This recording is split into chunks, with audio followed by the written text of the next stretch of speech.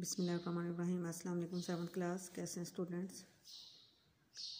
बेटे उर्दू की बुक खोलें। आगे है हमारा सवाल नंबर 4।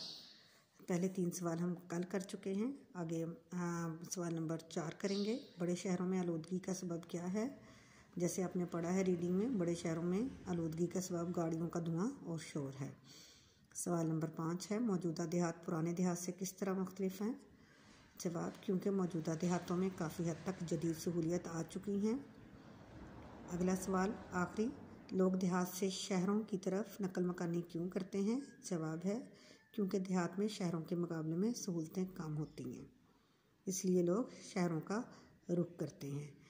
ठीक है बेटे, आज हमारे सवाल जवाब भी मुकम्मल हुए और अल्फाज मायने और रीडिंग, और मैं उम्मीद करती हूँ कि आप इसको बहुत अच्छे से याद करेंगे और कोई भी इसमें गलती नहीं करेंगे। मार्जिन लाइन लगा के आपने कॉपी पे उन्वान, तारीख़, दिन आपने बिल्कुल सही लिखना है और अच्छे नीट सा आपका काम होना चाहिए, कोई गलती ना हो उसमें।